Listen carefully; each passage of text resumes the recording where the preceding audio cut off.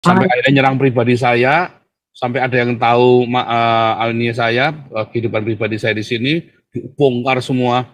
Ini kan kita mm-mm. cerita Trinitas, tapi semua kehidupan pribadi saya diserang semua. Oke, Memang oke. bangsat biadab ini orang-orang Trinitas ini bajingan semua ini. Ya apologet-apologet Trinitas ini memang bajingan. Karena Oh, apa? Karena mereka itu otaknya kayak kadrun. Buta. hmm, Buta. Saya tidak anti Trinitas. Tapi bangsat biadab memang apologet-apologet Trinitas ini. Nabi lagi, saya begini saja om, nggak apa-apa cukup saya hidup saya. Orang ini marah sama saya, di blok saya. Pesanan dari pendeta itu gila betul. oh, Gara-gara dulu kan saya nyerang pendeta gila betul kan. Akhirnya orang ini ya. ngomong sama saya tuh bukan temennya pendeta Gilbert loh. Dia bilang, saya bukan temennya pendeta Gilbert loh.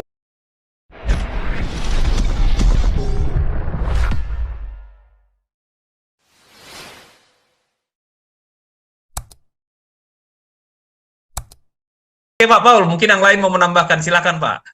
Lanjut, tanya Galarua, silakan. Oke, shalom semua. Kalau dari tanya mau nanya nih, Pastor Paul. Tadi Hmm, kan bahas tentang Martin Luther, gara-gara buku dan tulisannya kan itu membuat jadi antisemitisme ya, karena tulisan Martin Luther itu ya. Nah, tanya mau nanya kan, biasanya kalau orang reform itu kan pasti ada hubungannya ke John Calvin. Apakah John Calvin juga pernah berbuat kejahatan nggak sih, Pastor Paul? pernah, pernah. Apa ya itu? Kalau Kan kalau itu dari ada yang menolak Trinitas lalu dipenggal kan.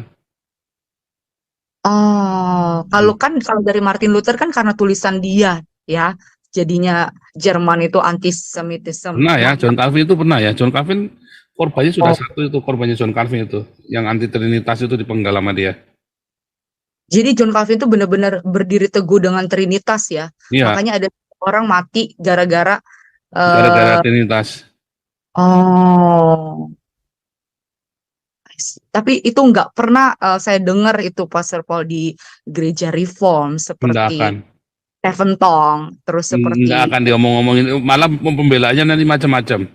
iya, iya, iya, benar sekali. Kan saya Makanya sudah itu, pernah, udah pernah bahas ini dulu tahun lalu, 2 tahun yang lalu kan. Apa tahun ah, lalu ya. Terus ah, jawab, wah mereka belanya gila-gilaan ya.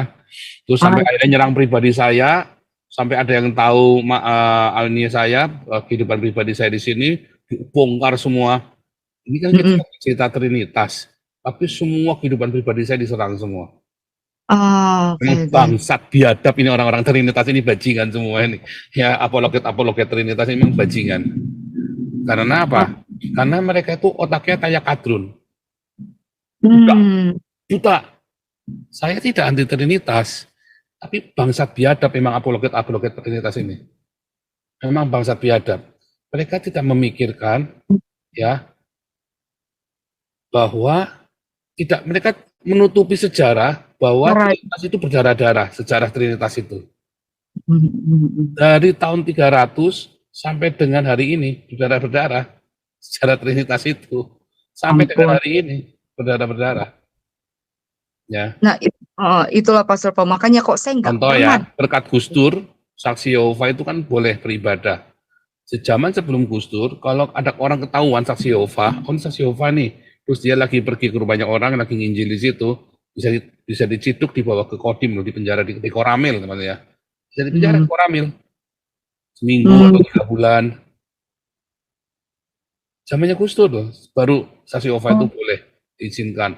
Saya dulu berpikir, waduh Gus Dur ini bahaya nih saksi Yehova dibolehkan. Dulu saya kan berpikirnya kan begitu kan, oh ini saksi Yehova ini sesat dulu berpikirnya kan. Tetapi setelah saya mengerti, ya Gus Dur benar, berkat Gus Dur. Makanya saya bilang Gus Dur ini orangnya pikirannya jauh ke depan, memang santo dia orang suci dia itu. iya, iya, iya. Jadi Pastor Paul, jadi Coba lihat apa anak Batak itu ya, itu caci ya? maki sama orang Trinitas gara-gara disumbang sama orang Trinitas cuma 4 juta, apa cuma berapa itu ya. Wah, tapi caci makinya luar biasa. Siapa yang menolong kamu? Ya, padahal Boleh. sama Kalis saja dikasih berapa, hampir 20 juta kali sama Kalis dikasih tuh anak Batak itu Nah, selama di penjara. Ini orang Trinitas baru ngasih 4 juta aja. Udah, pamer-pamer, ya ya kan? pamer. Betul, betul. Nah, Oke, ya kan? oke. Nah, dari situ saja kita ngerti memang bangsat biadab ini. Jadi orang mau Unitarian, mau Oneness, mau Trinitas, ya kalau begitu dia kekeh dan pokoknya yang lain salah semua, selalu jadi bangsat. Orang beragama itu bangsat ya, orang beragama itu bangsat. Semua orang beragama itu bangsat. Makin dia beragama, makin bangsat dia. Kenapa? Karena apa yang dia yakini, yang penting yang dia yakini, dia akan tutup mata bagi yang lain.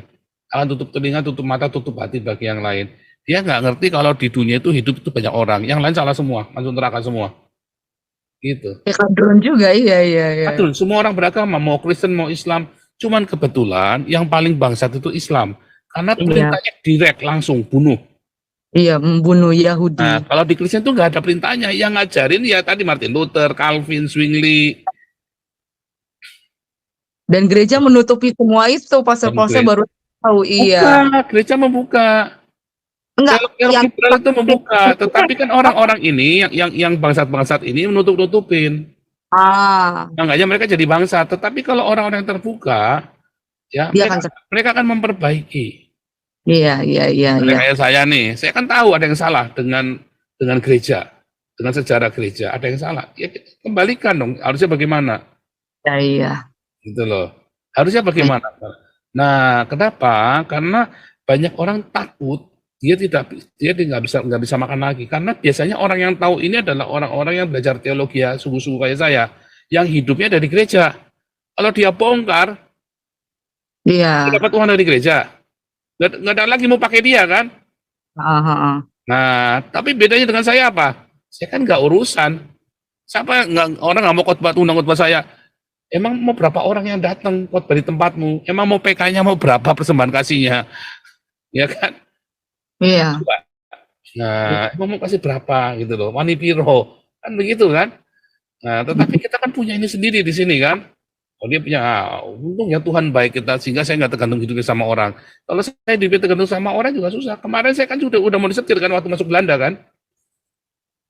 Saya udah mau setir loh, kamu nurut sama saya, nanti saya buka aksesnya kamu. Tak hitung ya, saya ikut aksesnya kamu, 1 minggu saya khotbah dikasih 200. Sama kan 4 kali khotbah, saya cuma 800. Ditambah kalau tengah-tengah hari Minggu 1.600. Dalam arti, jangan Om, saya nanti nggak jadi nabi lagi. Saya begini saja Om, nggak apa-apa cukup saya hidup saya. Orang ini marah sama saya, di blok saya. Pesanan dari pendeta itu gila betul. Gara-gara dulu kan saya nyerang pendeta gila betul kan. Akhirnya orang ini ngomong sama saya tuh bukan temennya pendeta Gilbert loh. Dia bilang, saya bukan temennya pendeta Gilbert loh. Dalam hati saya, alah bohong kamu runtang-runtung aja, sering runtang-runtung. Saya tahu ini pesanan kok. Saya tahu itu pesanan dari Jakarta, dari Indonesia untuk ngeblok saya. Nah, tapi kan mereka salah. Saya kan tidak hidup dari persembahan kasihnya gereja-gereja ini. Saya tidak urusan. Kamu suka dengan pengajaran saya, silakan. Enggak ya sudah. Maka sekarang malah saya nolak. Hari Minggu diundang itu saya udah nolak sekarang. Karena hari Minggu sekarang aja kita lagi pontang-panting kan. Kita baru bisa mulai jam 7, ya kan? Kita saja hari Minggu saja kita sudah, ya kan? Ya itu makanya ya, saya bersyukur Tuhan baik ya, sehingga saya bisa ngomong seperti dengan bebas, dengan lantang, tanpa, ya kan?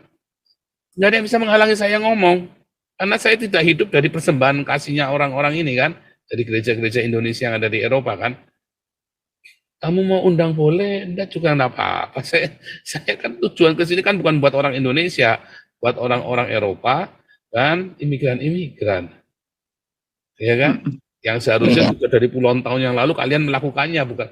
Tapi gereja-gereja Indonesia di Eropa ini memang nggak berani menjeli ke imigran ya. Saya berapa kali saya kasih imigran mental semua. Gereja Indonesia jarang yang turun ke imigran. Kayaknya belum ada. Gereja Indonesia di Eropa ya, Pastor Paul? Ya, belum ada. Saya. Orang Indonesia yang turun ke imigran itu baru saya. Ya, orang dari Indonesia yang turun ke imigran masuk ya. Karena kebetulan saya pernah tinggal di camp. Jadi saya masuk dari camp itu, saya tahu dalam-dalamnya. Dan itu biaya besar ya. Peminjaman ke imigran itu biaya yang besar. Nah, orang kan kesini kan mau cari biaya, mau cari duit kan. Orang-orang dari Indonesia datang ke sini kan mau cari duit. Dia pikir PK-nya banyak, ya kan? Iya. Nah, untuk bom-bom kan fitnah saya kan. Fitnah saya katanya maunya di Eropa duitnya banyak, ya kan? Nah, terus saya tanya gampang, kalau saya pergi, ya kamu aja di Papua udah berapa banyak yang mau baptis di Papua? Kan nggak ada kan? Bom-bom itu kan tidak produktif sama sekali. Sekarang tanya, kenapa Kak saya kesini? Kalau nggak ada saya di sini, siapa yang membaptis imigran-imigran ini coba? Ratusan begitu. Siapa yang mau memperkenalkan Yesus kepada gereja orang Islam ini kepada gereja-gereja kayak kemarin saya di Jerman? Nggak ada yang mau baptis, takut mereka. Begitu saya jelaskan, maka 2 gereja ini mau baptis, ratusan tuh langsung tuh panen tuh kita tuh. Sampai sekarang masih terjadi. Jadi kalau sekarang dihitung, ya udah ribuan kali mereka itu, udah ribuan. Kalau sampai sekarang ya, tapi zaman saya masih di sana, ya, selama saya 2 bulan saya di kota tersebut, 400 sudah kita. Jemaatnya dia dari cuma 20 ekor itu, jadi 200 itu penuh tuh full. Sampai dibongkar tuh semua, sewa 1 lantai itu ya, dibongkar semua. Dari 20 tadi udah penuh sesek ya di situ ya gereja dia. Begitu masuk lagi sampai pada berdiri ya. Aduh, kita harus buka nih. Nah, dibuka lah dia jadi gede sekali sekarang hall-nya ya. Terus isi saya datang, banyak sekali sekarang yang ibadah dia bilang. Jadi gede jemaatnya ya kan. Ini kan terus anaknya sekarang direkrut jadi konselor di camp pengungsi. Padahal dia pengen sekali bisa masuk camp pengungsi, nggak bisa. Berkat jam baptis dan camp itu tahu. Maka udah ini aja disuruh ke sana. Dijadikan konselor. Ya, konselor itu memang kalau di Eropa, kalau kita sekolah teologi itu ada banyak pendidikan psikologi. Makanya saya di Hagios Bible College itu kan saya masukkan pendidikan psikologi kan banyak kan. Saya jadi konselor. Teologi itu tidak boleh lepas dari psikologi. Ya. Supaya jangan jadi waham, supaya jangan jadi delusi tadi yang saya diskusi sama Akuma tadi ya. Jadi delusi kalau teologi itu tanpa psikologi jadi delusi kita nanti. Oke. Itu yang tanya. Jadi memang hati-hati dengan dogma. Iya, jadi intinya Pak Sopa, Martin Luther sama John Calvin punya kekejaman lah ya di masa lalu, dan kita belajar Ya, dari karena itu. kesalahan dari dogma. Mereka ini ke dogma apa namanya? Mereka terperangkap. Nah, dengan dogma lebih tepatnya begitu. Oke. Terperangkap dengan dogma, itu salahnya. Oke. Ya. Lanjut. Ya, ngerti. Lanjut yang lain. Thank you. Pak. Ya. Balik lagi ya.